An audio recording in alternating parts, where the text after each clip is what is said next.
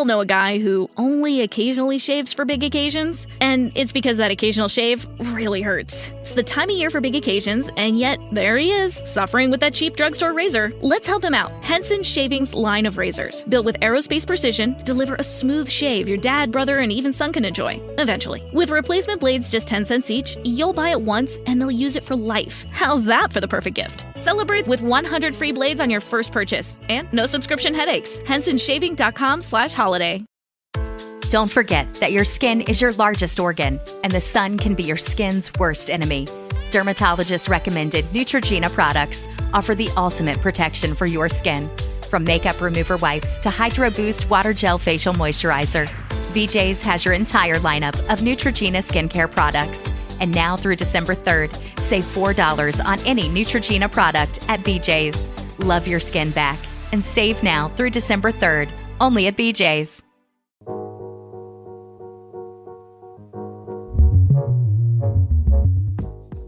Hello, you're listening to the No Fruit Podcast. This is Kafa and Maurice. And we just so glad to have you listening to us. Remember that you can tune in anytime on any of the platforms where you can receive podcasts. Remember also to get fit. Check us out on Facebook, Instagram, and Twitter. Yes. So, Kaf, what are we talking about today?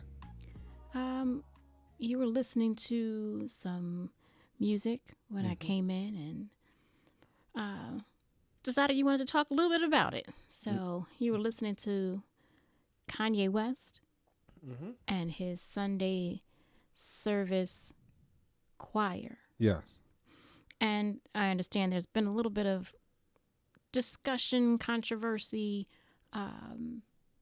apprehension, whatever it may be, in reference to Kanye entering into the world of gospel music. Right. So I guess we're just going to share a little bit about our feelings and when we listen to some of the songs, and where we think it is and what I guess we've heard on the street, what we've heard from others via social media and internet, things like that. So Maurice, what have you heard? Or, okay, we'll just say, hey, what are you feeling about the song? Right. I mean, I know you love choir sounds, and this is a true choir sound. Right. But what are you feeling about the songs that you've heard? First, as you stated, that's our first love. I mean, we met singing on a choir, so this right here just brings back those type of memories. Growing up in church, you're used to hearing choirs. Whether it was a gospel chorus or senior choir or things like that, and then with myself, so I'm just talking about the local church, y'all. Even though Kafa and I met on a mass choir that sang all over the city of Philadelphia, and beyond. Yeah, right. But the thing is, from a local choir perspective, when I think about my youth choir, and we're talking about mid 80s to mid 90s, from being a first grader to a 12th grader type, times or whatever. When I think about those years and the types of songs that were coming out at that time, they seemed to be a little taboo, and so they were not necessarily received very well in church. So I want to preface my mindset with that. I find myself reverting back to those old days of, hey, you know what, those songs don't belong in here mentality.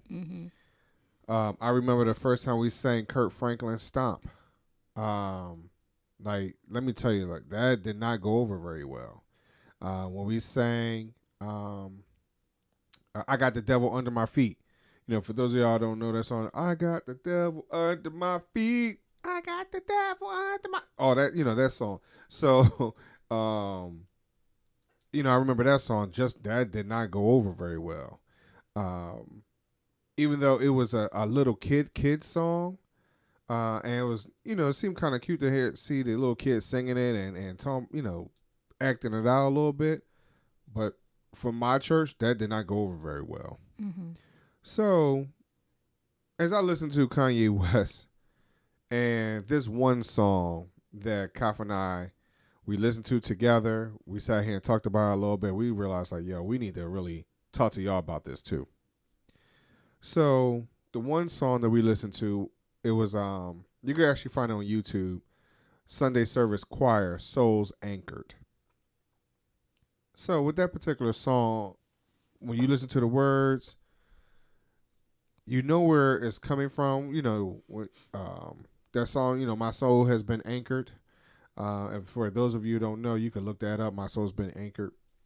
That was a very, very popular song in the 80s and 90s. And from my understanding, from looking at the reviews and things like that, where Kanye is coming from with these songs, that's where he's referencing from, that time period. Mm-hmm. So, so as we're thinking about that, and I'm thinking about, hey, this is what my life was in that same time period. That song, My Soul's Been Anchored, was a very, very powerful song. Mm-hmm. And it still is. It still is today. Well, I'm just speaking about that time. Like you said, that's a song that's timeless, though. Yes. It's not, that hasn't changed. Because our soul is going to continue to be anchored in the Lord. So, in saying all of that, as I listen to this song, I don't necessarily have a problem with the words. Right. Here is the key. And I think this is what, in my old soul part of my body, and I know we talk about, hey, what were you doing last night? You were in the club last night, doing whatever. You could come in here and praise the Lord too, come as you are and things like that. So when I listen to the song, this is all the things that come in my mind. Mm. And so I have a struggle. Okay. A real struggle. Because there's a part of me that says, hey, this song does not belong. Belong where? In church. Mm-hmm. There's a part of me that says this particular song, this particular rendition is not, for one, it's not biblical.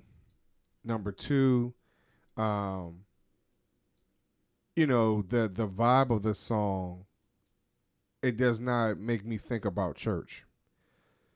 So for explain me, why, yes. Okay, so for me, I understand the melody of the song. Mm-hmm. The song is from Genuine. So anxious. So anxious, right? Yeah, we just said it. And so with understanding what that is or what that song was about, for myself, I'm thinking about that song. Mm-hmm. At the same time, I'm thinking about this song. Right. So I'm conflicted. I mean, I understand where you're coming from about the confliction and the conviction of having a worldly song that is speaking about being anxious to have sexual relations with someone, and somewhat a little bit explicit about it. Right. But then the song Souls Anchored could be the answer to you being anxious. So, if you are faced with that temptation to embark upon relations prior to being married, you can then listen to a song like this and being, hey, your soul is anchored in the Lord, and that God is on time, and he's always there, and he's always present, and he's able to set you free. All those things that the words and the lyrics are in this song. Right. So I'm feeling that it could be an answer to that. Then my other part is, well, if this song is geared to those who are 20 and below, they might not be remembering Genuine. And what those songs and what that song, like, it's not going to have the same feeling and meaning if they listen to it than it did for us. Like, you could probably listen to that song and then think about, oh yeah, I remember when I heard that song and I was dancing with, and thinking about this person and that person. Where it's a little bit different for those who are 20 and younger. Does this song still have meaning because of the lyrics? Yes, but the tune and all of that may not be in the same place as it is for those who are older. And so this is where I'm conflicted. Correct. Because in that, and I think you brought up a good point. What makes this particular rendition from Kanye, this whole album, what makes it any different from Kirk Franklin? Mm-hmm. In all honesty, I mean, for me, all the songs that we listened to from Kanye, the words are there. There's some meaning behind it. The choir sound, the fullness of the sound of choir, the mixing and blending of voices, the harmonizing, all of that is good in some places of his music. Mm-hmm. Some places it wasn't. I think with the mixing of the ladies and the gentlemen, or the sopranos, altos, and then the tenors and basses, like, that didn't always blend in so well. You could tell, like, maybe the ladies all practiced at one time and all the guys practiced, like, it just doesn't all blend in well. Okay. I think for me, the strongest difference between the two are, I don't hear much musically from Kanye's choir.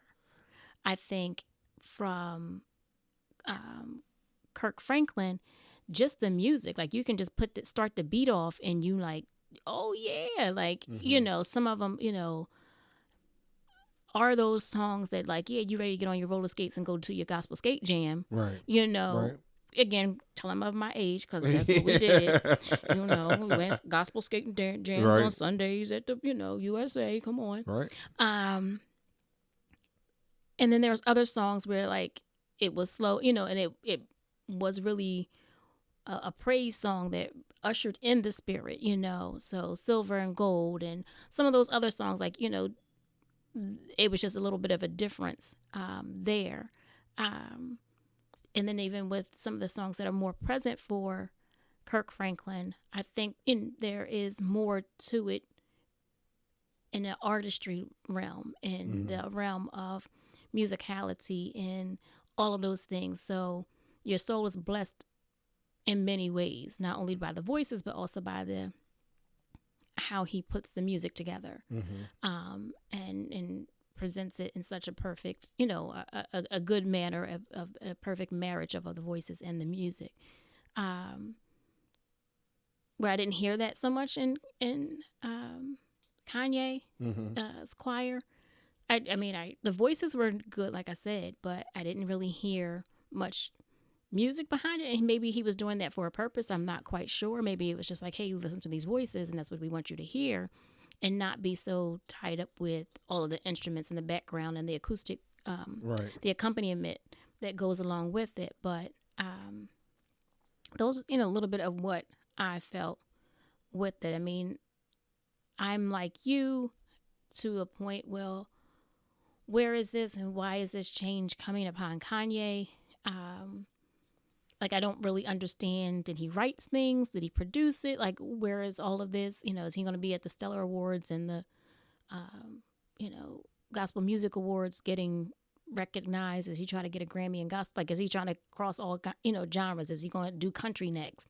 In that manner. So I just kind of wondering where it is. Right. And what the movement is. He's black, and, most of us black folks came up in a church. Grandmama prayed for us and all that good stuff. So, and it may be just a little different for him because, hey, now he has a family and he wants to bring them up in the right way. And maybe that's where it's coming from. I really don't know. And I'm not one to judge. No. And it's not for me to figure that out. But, those are some of the questions that we've heard about through the grapevine, on the streets, on the internet, right. Whatever, like that, they're like, oh no, that's Kanye. He's this, he's that. But the message can come from anywhere, It can. and we have to be careful on shunning away the message and not taking time to kind of heed and hear what the message is, because we're so caught up in who the messenger is. And remember, and that's one of the things I said to you. Just, am I hearing the message or am I judging the messenger? Mm-hmm. Because of everything that he's been going through, what he's been showing us over the last few years. Am I not allowing it to be ministered to because of him? Mm-hmm. Am I not just what he's going through over the last couple of years, but even just the type of music he's been involved in, Mm-hmm. And then all the other controversies. So, I'm having, for myself, and this is just a personal thing for myself. I got to continue to pray about it, fast about it, whatever. That, how do you get over this? How do you get around this? And how do you understand how do you get to a place where you can understand a little bit, because it may not be for me to totally understand what God is using as a evangelism tool to bring people to him, because it's not meant for everybody. It really isn't, and I understand that. So I wonder if that's just my place, or my stance, and for me to really have come to grips, like, Maurice, is just not for this. This part is just not for you, because I'm not going to sit there and say, hey, I want to listen to quartet music. I'm not a, I can listen to it to a degree, and then afterwards I'm like, I'm tired of this now. Mm-hmm.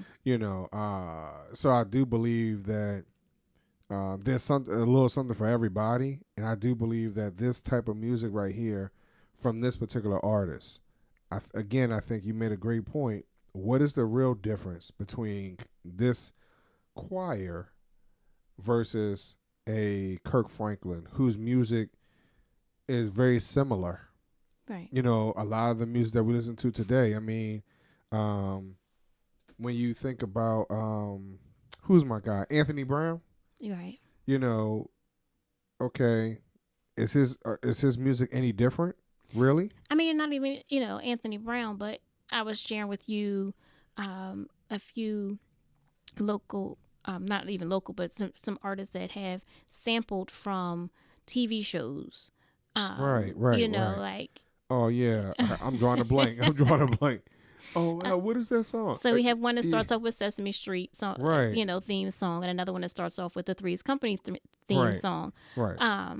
So, hey, it's just, is this the new wave right now, just to catch people and give them something that they think, hey, I know how that song, but then the words change up and it makes you stop and think.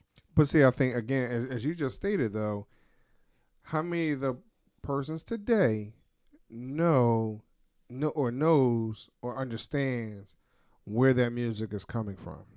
Mm-hmm. The ones that you're talking about, where for those of you that don't know, our kids are old souls, so they'll know old songs, TV shows. Look, my daughter looks at black and white movies, Mm-hmm. which I can't get into, but so she gets into all that.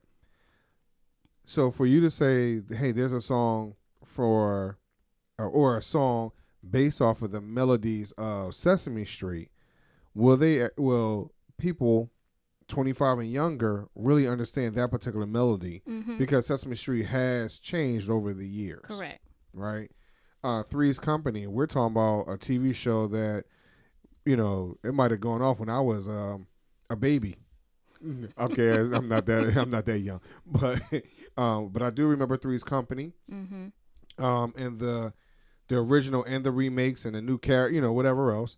I remember how sad the last episode was for Three's Company, but to say all that, how many people understands this is the melody or the timing or whatever it might be from the harmonies from Three's Company? Right.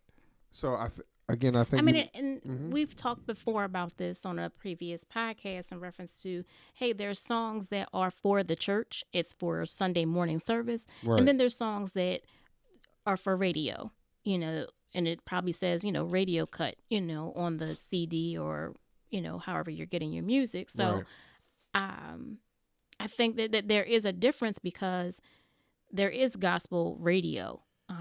And they have certain songs that they want to play and to keep listeners in tune and whatever that may be. And it may be different, and it is different, as we discussed before, than what happens on a Sunday morning service or even, a midweek service. Well, I mean, minus, and I don't mean to cut you off, but just to answer that part real quick, on a regular Sunday morning service, out of 100 churches, you may only have 10 that can actually duplicate what's actually on the radio. Mm-hmm. Just from, and let's be honest, membership is not the way it's been overall. And then even from a musician perspective, they're not, there's plentiful out there, but and which is a whole nother topic we need, put in a whole nother episode. Just there's a lot of people that are complaining about the cost of musicians today too. Right. But those musicians probably can duplicate what's being put out there, to be honest. Right. So I do believe that there are some things that's out there, as you stated, probably just made for the radio. Mm-hmm. Where they really make the 808s and everything else dump, for you to play in your car, for you to kind of groove to, for you to kind of sing all day, keep you motivated throughout the day and be like, hey, what song you singing? Because it's lively, it's upbeat, things like that. Correct. But again, as I stated, for myself and my old soul, it's a little, it's just a little different. I could hear the the sages of the church, talking about that doesn't belong in here. Right. I could really hear that in my head. Mm-hmm. Yeah, I mean, I understand. Like I said, we've talked about that before, that there's certain songs that are good for this, and it's a song for, everything that you're going through life. Just like there's a scripture for everything that's probably going through in your life. So I mean, in some ways, it's good that gospel music is expanding and doing more to reach more and to touch more. At the end of the day, if it's God's will, God's people will be blessed by it. Right. So, so I like I said, I don't know. I don't really feel against it. I don't really feel like I'm not going to pick it up and try to, get a copy of it and play it myself. Like I'm not into it like that, but I'm not shunning it either. And see, like you said, it's a time and a place for it. Right. Does it have a nice little swag to it? Like you said, like some of the other songs that we've listened to that are very contemporary. Yeah. I mean, there's, contemporary gospel songs, as you stated, even when we were coming up as youngsters, that people were like, they ain't talking about God, all they talking about is love. Right. We were like, yeah, that's God's love. Like, they don't say nothing about God, all they say is love. Right. So, if y'all know what song that is by Kirk Franklin, let us know. Facebook, Instagram, and Twitter, let us know. I mean, it's a couple songs, because I wasn't even thinking Kirk Franklin. I was thinking BB and CeCe, because BB and CeCe had quite a few love songs, and people sang them at their weddings and sang them at funerals and so forth. So that route, you might as well say Fred Hammond. Mm-hmm. A whole bunch of people that didn't say God or Jesus in their song, but we all were okay with it. So I just think you just kind of got to be careful on that. And like I said, you don't want to, as most people say, that you don't want to stifle the spirit, right? And you don't know what's really going to move people. But then once again, the old people in my head bickering about the type of music that's being played. And does your body really want to be in worship, or does it want to be dancing in the club? Right. I mean, so hopefully this discussion that Maurice and I had were helping you with building your church, that you can't push all of this out, because if that's what the young people are listening to, then you have to understand where it's coming from. And, if anything, use it as a teachable moment. As Maurice said, like, hey, is it in the Bible? Where is it in the Bible? And, what meaning does it have? And what does it mean to you as a listener? Those types of things. So. And then how do you, to be honest, how do you, if someone says to you, well, what you mean by this music does not belong in the church? How do you fight against wasn't David a poet to some degree? Didn't he write he wrote the Psalms, didn't he? I think all the Psalms didn't talk about God, did it? So I just want to understand, like, how do you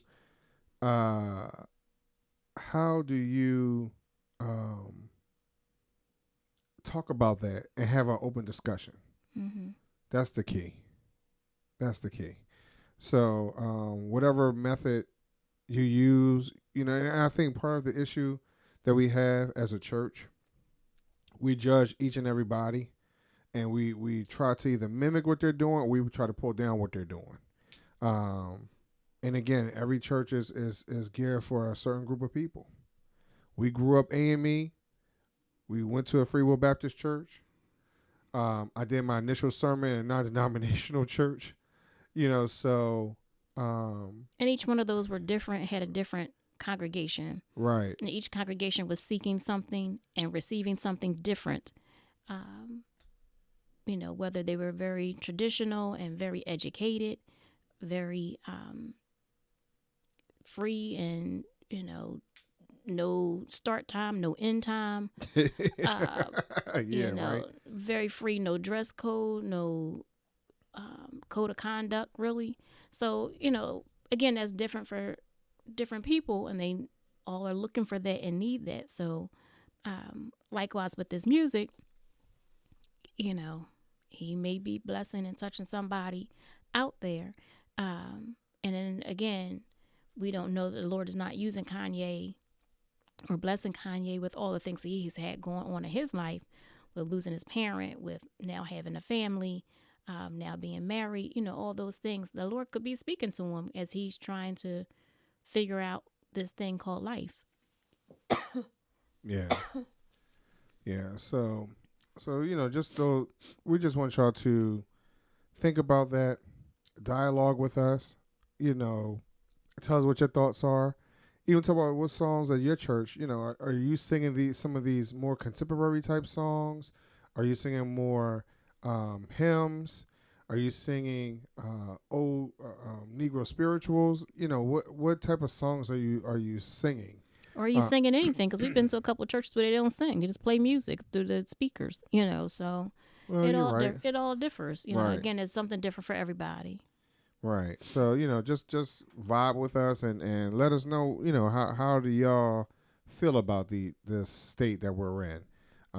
Like I said, for me personally, I'm just conflicted. Mm-hmm. I am. I mean, the one other thing that you were conflicted with, again, is just Kanye himself and right. where he is, and with politics, where he is with other artists, right. Things like that. So I understand that, hey, there's some up and some down, but hey, every preacher is not going to be this way. They may have some issues with politics. They may have some issues with other people. So, right. Right. So you have to listen to the message and see if the message is true and pure and of God, and like you said, biblically sound and all those things, and then go from there. Right. Yeah. Yeah. So, like I said, just let us know, y'all. Continue to stay fit. And this is Maurice. And this is Kafa. And we love y'all. Love you. And we will see y'all or listen to us next week. All right, y'all. Thank y'all very much. God bless you. Peace.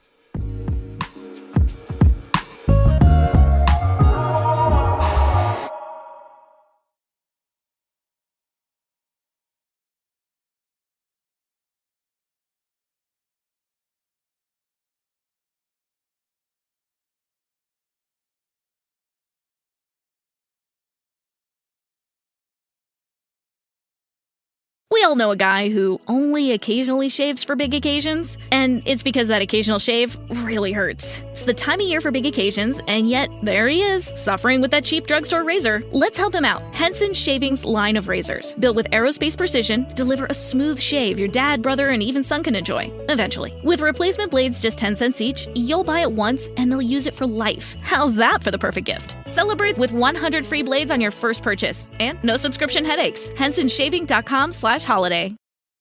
Don't forget that your skin is your largest organ, and the sun can be your skin's worst enemy. Dermatologist recommended Neutrogena products offer the ultimate protection for your skin. From makeup remover wipes to Hydro Boost Water Gel Facial Moisturizer, BJ's has your entire lineup of Neutrogena skincare products. And now through December 3rd, save $4 on any Neutrogena product at BJ's. Love your skin back and save now through December 3rd, only at BJ's.